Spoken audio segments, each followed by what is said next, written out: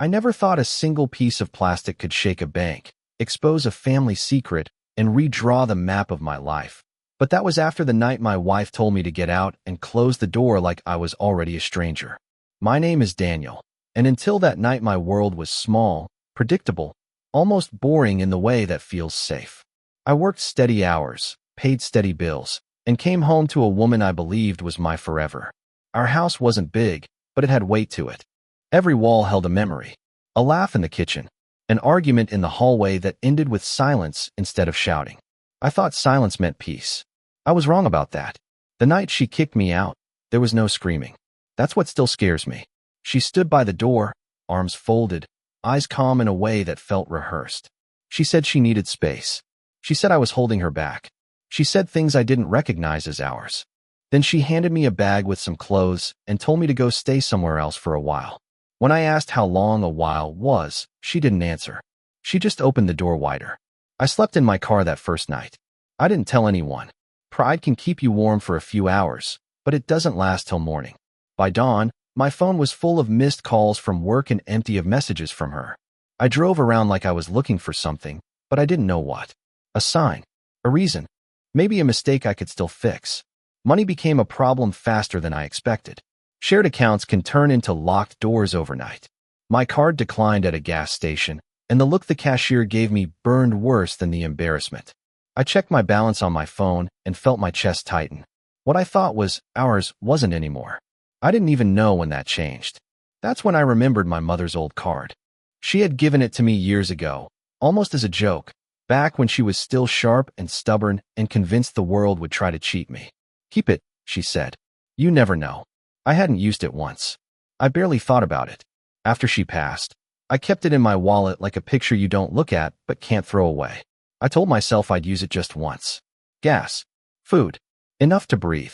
I walked into a small branch bank later that day, tired, unshaven, carrying my life in the trunk of my car. I slid the card across the counter and avoided eye contact, already bracing for another decline.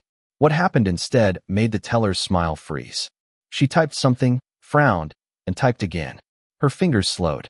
Then she looked at me like I'd handed her a loaded weapon instead of a debit card.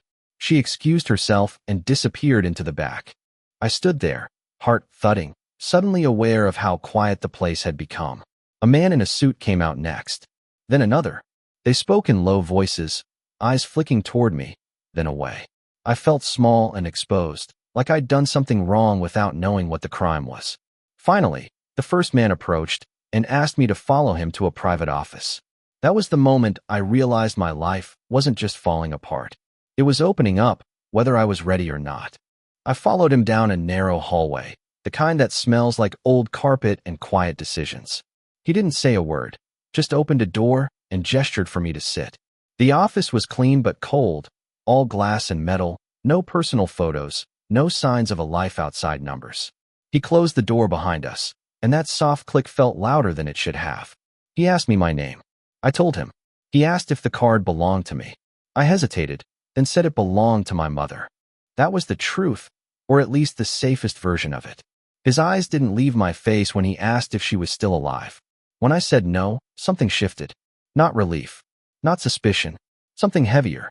He excused himself again. This time it took longer. I sat there staring at my hands, thinking about my mother's voice, how she always sounded like she knew more than she said. I thought about my wife, how easy it had been for her to erase me from our life, like wiping a chalkboard clean. I wondered if this was how it ended for me, in a bank office, waiting for someone to tell me I didn't belong anywhere anymore. When he came back, he wasn't alone. There was a woman with him, older, sharp eyes, hair pulled back tight. She introduced herself as a regional manager. That alone made my stomach drop. She asked me where I got the card, how long I'd had it, whether anyone had contacted me about it before. Each question felt like a test I didn't know I was taking. Then she said my mother's full name. Hearing it out loud, spoken by a stranger, hit me harder than I expected. She said it carefully, like it carried weight. She told me the account tied to that card had been flagged years ago, but never closed. She said it was unusual. She said my mother had very specific instructions on file, instructions that only applied in the event of her death, and only if the card was used by me. I laughed, because it sounded insane. A dead woman planning for a moment like this. Me, broke, kicked out, sitting in a bank office like some kind of punchline. But no one else laughed. She slid a folder across the desk. Inside were documents, signatures I recognized, dates that went back further than I wanted to think about. She told me my mother had kept assets separate from everything I knew. Not just savings, investments, accounts under trusts, quiet money that never made noise. I told her there had to be a mistake. My mother lived modestly. She worried about grocery prices. She reused envelopes. This didn't fit. The manager said that was exactly the point. As she spoke, I felt something crack inside me. Not joy, not relief. Anger maybe. Or grief, finally catching up. My mother had known things about my life before I did. She'd prepared for my fall before I even stumbled. They told me the bank panicked because the card wasn't supposed to be used casually. It was a trigger, a signal. And now that it had been activated, certain processes had already begun. Reviews, transfers, legal notifications. I asked the only question that mattered to me then. What did this have to do with my wife? The room went quiet again. The woman closed the folder slowly and looked at me like she was deciding how much truth a man could handle in one day. Then she said there were recent inquiries on my shared accounts. Ones that didn't come from me. That was when I realized this wasn't just about money, or my mother, or a bank losing its calm. This was about the life I thought I had, and how carefully it had been slipping away while I wasn't looking. I left the bank with more questions than answers and a folder tucked under my arm that felt heavier than it should have. Outside, the sun was too bright for the kind of day I was having. People walked past me laughing, talking into phones, living their normal lives like the ground hadn't just shifted under my feet. I sat in my car for a long time without turning the key, just breathing, trying to slow my thoughts before they tore me apart. The manager's words kept looping in my head. Recent inquiries. Shared accounts. Not from me. I pulled out my phone and checked my messages again. Still nothing from my wife. No apology. No explanation. Just silence, thick and deliberate. That silence used to feel peaceful. Now it felt like strategy. I drove to a cheap motel on the edge of town, the kind with thin walls and flickering lights. I needed a place to lay everything out, literally and mentally. I spread the papers across the bed like pieces of a puzzle I didn't want to see completed. Dates, account numbers, legal language my mother must have understood better than I ever did. She'd built something quiet and strong, like a storm shelter you don't notice until the wind tears the house apart. As night came down, anger finally showed up. Not the loud kind, the cold kind.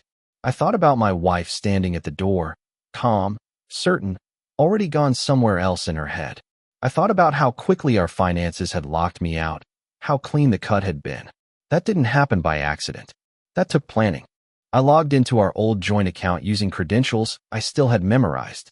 Muscle memory from years of shared life. I half expected it not to work. It did. What I saw made my stomach drop. Transfers. Withdrawals. Not huge, but steady. Enough to drain me slowly without setting off alarms. Money moving to accounts I didn't recognize, names I'd never seen. My hands started to shake. Not because I was scared, but because something inside me was finally lining up. The distance. The coldness. The sudden need for space. This wasn't just a marriage falling apart. This was an exit strategy. I called her. Straight to voicemail. I didn't leave a message. I knew better now. Instead, I called the number the bank manager had given me. A lawyer. He answered like he'd been expecting the call. He spoke calmly, carefully, and told me my mother had left instructions not just about money, but about protection. Clauses. Safeguards. Ways to shield assets from spouses in the event of certain conditions. I asked him what those conditions were. He paused, then said the word I hadn't wanted to hear out loud. Betrayal. He didn't mean emotional distance. He meant documented misuse of shared funds, deliberate financial harm. He said my mother had seen something in my marriage years ago, something I'd brushed off as nothing. A comment. A pattern. A look that stayed too long on someone else. She hadn't confronted me. She'd prepared instead. That night, lying on a motel bed that smelled like bleach and old smoke, I felt grief twist into something harder. My mother had believed in me enough to protect me when I couldn't protect myself. My wife had believed I was weak enough not to notice while she slipped away with pieces of my life. I didn't sleep much. When I did, I dreamed of doors closing and opening at the same time. By morning, I wasn't the same man who'd slept in his car after being kicked out. I showered, shaved, and looked at myself in the mirror like I was meeting someone new. Someone quieter. Someone paying attention. I didn't want revenge. Not the loud kind. I wanted clarity. Truth. And if dignity was all I had left, I was going to hold on to it with both hands. Before I checked out, my phone buzzed. A message from my wife. Just one line. We need to talk. I stared at the screen, feeling strangely calm. Because for the first time since she opened that door and told me to leave, I knew something she didn't. And whatever talk was coming next, it wasn't going to go the way she planned. We met at a coffee shop we used to love, the kind with scratched wooden tables and music that never quite fits the mood. She was already there when I walked in, sitting straight, phone face down, hands wrapped around a cup she wasn't drinking from. For a second, I almost felt sorry for her. Then I remembered the transfers.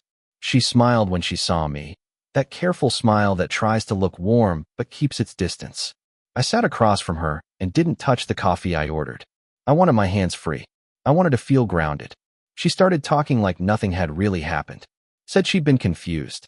Said she needed space to think. Said she hadn't meant for things to get so complicated.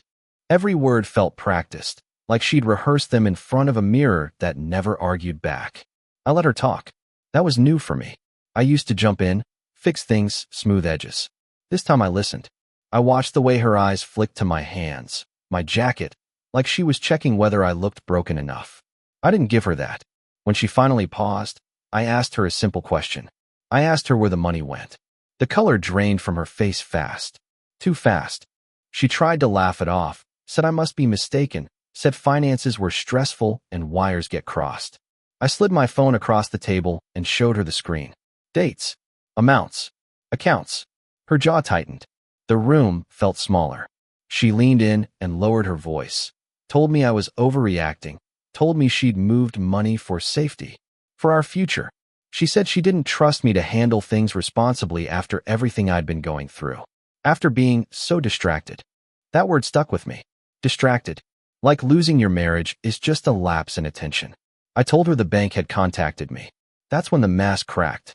Her eyes widened just a little, then narrowed. She asked what bank. How much they said. Who I'd spoken to. The questions came too fast, too sharp. I answered slowly, carefully. I didn't mention my mother yet. I didn't mention the lawyer.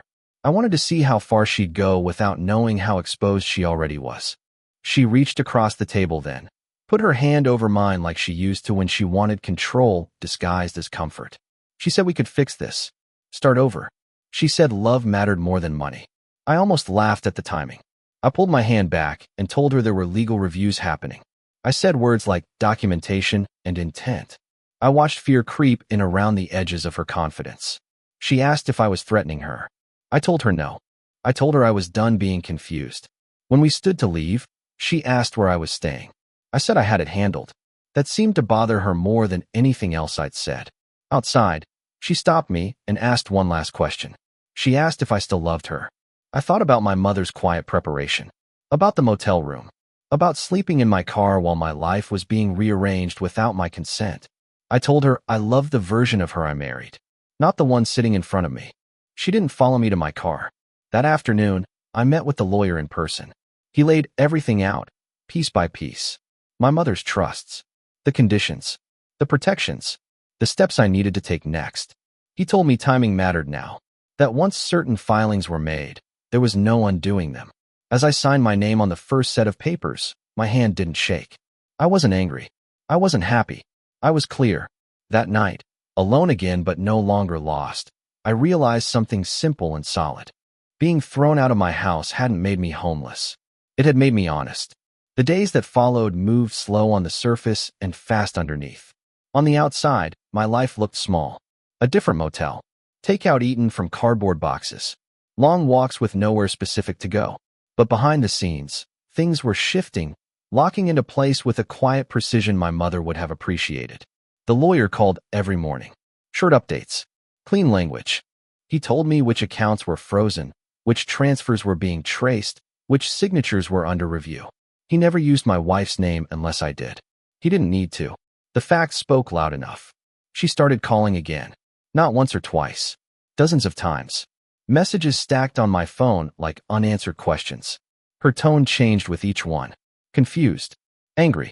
apologetic, then scared. I didn't respond. Silence, I learned, can be a boundary. One afternoon, I got a call from the bank. A different branch, different voice, same tension. They needed clarification on historical records tied to my mother's accounts. They asked if I knew anyone by a name I didn't recognize. I told them no. They told me that name had been added years ago as an interested party, then quietly removed. My wife's maiden name. That was the moment something in my chest finally settled. Not relief. Confirmation. This wasn't a sudden betrayal. It was a long one. Careful. Patient.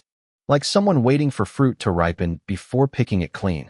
I sat on the edge of the bed and thought back through the years, replaying moments I'd shrugged off. Her sudden interest in paperwork. Her insistence on handling the boring stuff. The way she'd asked questions about my mother's finances after holidays, framed as concern. I hadn't been distracted. I'd been trusting. That evening, I drove past our old house. I didn't stop. I didn't slow down much either. The lights were on inside. Her car was in the driveway. For a second, I wondered who else was in there with her. Then I realized it didn't matter. That house was already a memory. The lawyer warned me things might get messy before they got clean. He said people who think they're in control don't let go quietly. He told me to stay steady, to document everything, to let the process work. The next morning, I was served papers in the motel parking lot. Divorce, emergency motions, claims that made me sound reckless, unstable, irresponsible with money. I read them twice, calm washing over me with each lie. Because every false word was another thread pulling the truth tighter around her.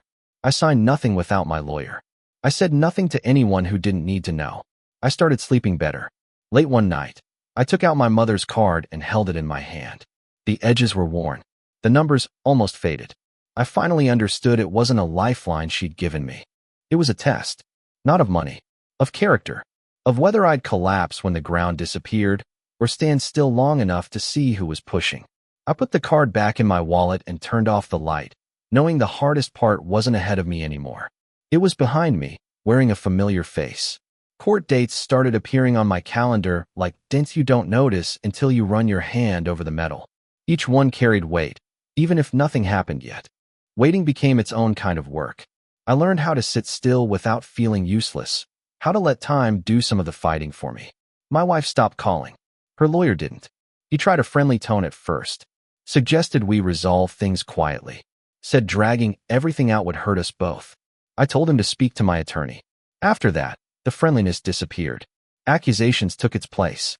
Claims that I'd hidden assets. That I'd manipulated an elderly parent. Hearing my mother reduced to a legal angle made something twist in me, but I kept my voice steady. The bank requested sworn statements. Then supplemental ones. I told the same truth every time. The truth has a rhythm. Once you find it, you don't have to think about the next beat. During one deposition, a document was placed in front of me. My mother's handwriting. Clear. Deliberate.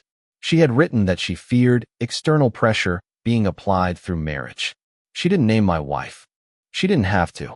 The date on the letter lined up with a year I remembered well. The year my wife had pushed hardest for joint control. I realized then my mother hadn't just prepared for betrayal. She'd endured watching it approach, knowing I wouldn't believe her if she warned me outright. That hurt more than anything else so far. The judge ordered a temporary financial separation. Accounts locked down. Spending limits imposed. For the first time since this began, my wife was the one asking permission to move money. The irony wasn't lost on me, but I didn't smile. I moved out of the motel and into a small furnished apartment. Nothing fancy. Clean. Quiet. Mine. The first night there, I slept with the windows open and felt air move through the room like a promise. One evening, while sorting through another stack of papers, I found an envelope tucked into the back of the folder. It hadn't been mentioned before. Inside was a short note from my mother, addressed to me, written in the same steady hand. She said that if I was reading it, then life had taken a hard turn. She said she was sorry she couldn't walk me through it. She said love doesn't always protect you from people who smile. But preparation does. I sat there for a long time after reading that. No tears. Just a deep, quiet understanding settling in. The lawyer called the next morning with news. The court had granted a full forensic audit. Every transfer, every account, every signature. Nothing would stay hidden now. He told me to brace myself. that the next phase would reveal things neither of us had seen yet. I hung up and stood by the window, watching traffic move below like lines on a map. I wasn't bracing for impact anymore. I was ready to see the whole picture, no matter how ugly it turned out to be. The audit came faster than I expected. Files arrived in stacks, emails pinged with attachments, phone calls lined up back to back. Every number, every transaction, every signature was under scrutiny.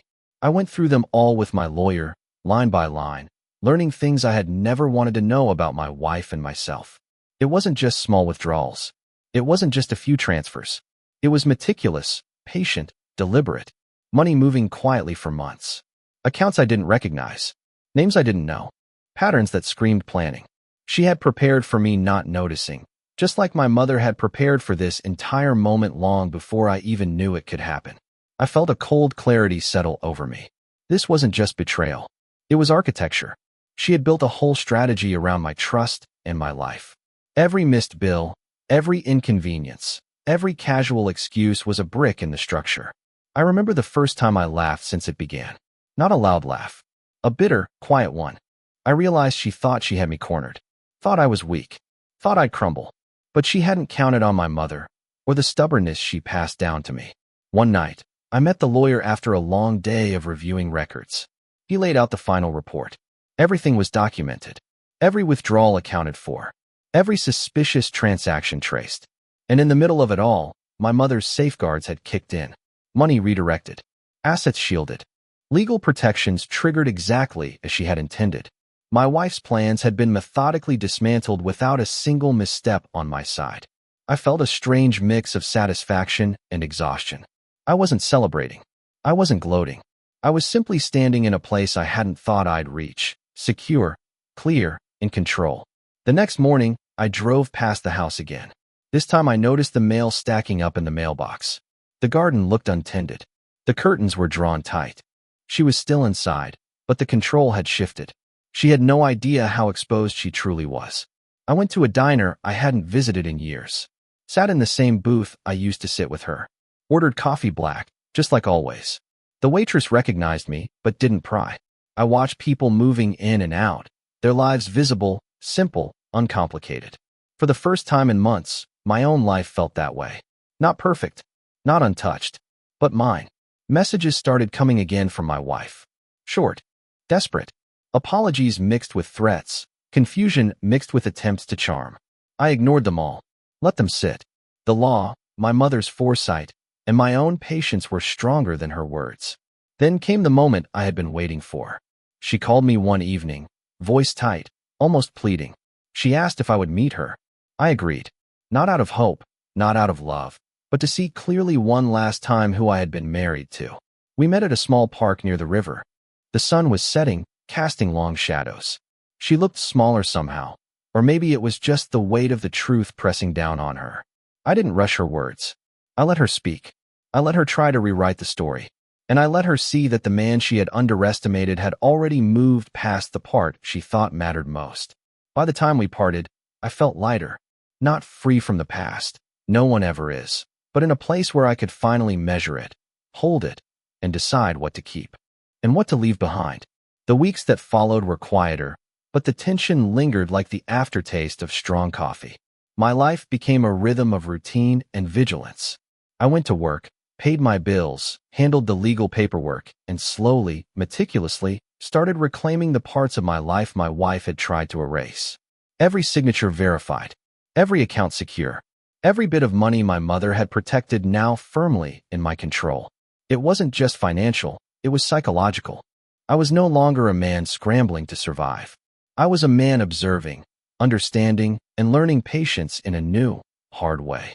One evening, I sat in my apartment going through old photos, snapshots of vacations, birthdays, ordinary days that had once felt permanent.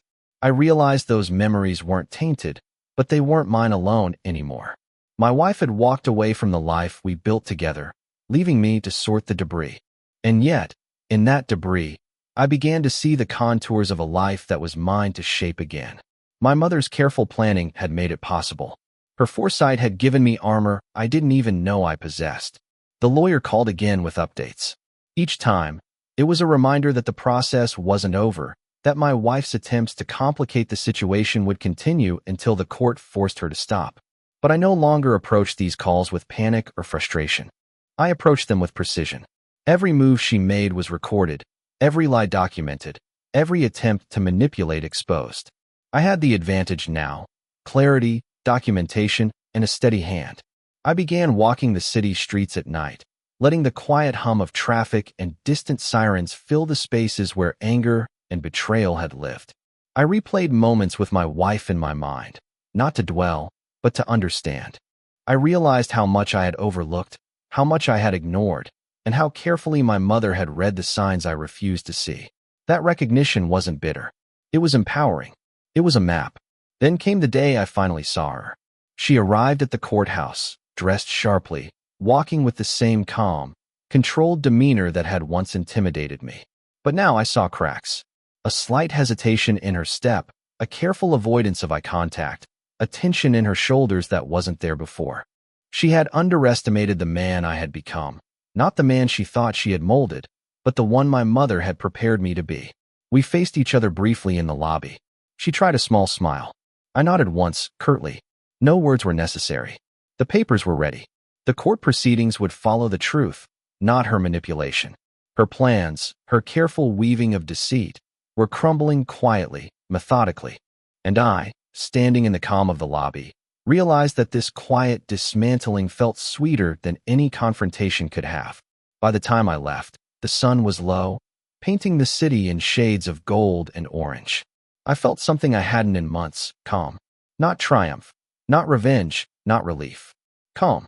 I had weathered the storm she had started, navigated the labyrinth she had built, and emerged with clarity. My life was mine again. And for the first time in a long time, the future didn't feel like a threat. It felt like a choice. By the time the court proceedings began in earnest, I had settled into a rhythm that was steady and deliberate. Each session, each hearing, was a step closer to closure, and I approached them not with fear or anger, but with focus. My mother's foresight had given me leverage I never expected, and I used it carefully. Every document she had prepared, every clause she had written, every detail she had accounted for became a shield I didn't have to fight for. It was already in place. My wife's lawyer tried everything: emotional appeals, claims of misunderstanding, attempts to paint me as vengeful. I let them speak. I watched her carefully. Every glance, every shift, every hesitation revealed cracks in the armor she had once worn so confidently. The more she tried to manipulate the narrative, the more clearly the truth emerged. Her own words and actions, recorded and documented, worked against her. My mother's planning had turned the tables long before I even entered the room. Outside the courtroom, I started to rebuild my life in subtle ways. I found a small apartment closer to work, a place that smelled of fresh paint and possibility rather than stale memory. I walked through the city streets with new awareness, noticing details I had ignored before, small moments of beauty that reminded me life went on outside betrayal and loss. I began to reconnect with old friends, those who had quietly reached out when they sensed my absence, and I discovered an unexpected freedom in being alone without loneliness. One afternoon, after another hearing, I received a call from the lawyer with a significant update. Certain accounts had been fully transferred under the protections my mother had set in place, and her interventions had successfully blocked attempts to divert funds. My wife's legal maneuvers were being countered at every turn. I felt neither triumph nor vindication, just a deep, quiet relief that the weight I had carried alone for so long was finally manageable. That evening, I sat by the window of my new apartment, watching the city glow with the lights of a world that seemed completely indifferent to my struggles. And in that indifference, I found clarity. I thought about my mother, about her foresight, about the strength she had instilled in me. She had prepared me not just to survive, but to see clearly, to act decisively, and to reclaim what was mine without losing my dignity. When my wife sent messages attempting to negotiate or guilt me, I ignored them. Her attempts no longer had power over me. Every plea, every threat, every apology was filtered through the knowledge that I was protected, that the law and my mother's planning were on my side. I realized that true control wasn't about confrontation or vengeance. It was about stability, preparation, and patience. By the time the final hearing arrived, I was calm. The court proceedings were swift, the truth unmistakable, and the settlements executed cleanly. My wife left with the weight of her own decisions pressing down, and I left with a sense of completion that no argument or anger could provide. My mother had given me a gift beyond money, a roadmap for navigating betrayal, a blueprint for maintaining dignity, and the clarity to understand that some battles are won quietly, without spectacle, but with precision. Standing outside the courthouse, I breathed deeply. The city buzzed around me, indifferent, relentless, alive. And for the first time in months, I felt unshakable. Not because I had won money or court judgments, but because I had regained myself. My mother's foresight, my patience, and my calm had brought me here. And I knew, finally, that nothing could take this clarity from me. The world continued, unknowing, as I walked away, ready to live my life on my own terms, strong, steady, and fully aware. The morning after the final hearing, I woke up without the usual knot of tension in my chest. Sunlight spilled across the floor of my new apartment, warm and unjudging. I stretched, feeling the stiffness in my shoulders ease for the first time in months. The battles, the betrayals, the legal maneuvers, they were all behind me now. I went through my day slowly, deliberately. I made coffee the way I liked it, black and strong. I ate breakfast without rushing. I looked out the window at the city, watching people move through their routines, unaware of the storms that raged in other lives. And in that quiet observation, I felt something I hadn't in a long time. Peace. Not happiness. Not victory. Peace. The lawyer called one last time to confirm the settlements had been executed and everything was secure. My mother's plans had worked exactly as she intended. I thanked him, and for the first time, I felt a kind of gratitude that wasn't tinged with stress or desperation. I spent the afternoon walking through a park near the river. The air smelled of winter and the distant warmth of coffee shops. I let the memories of the past months wash over me.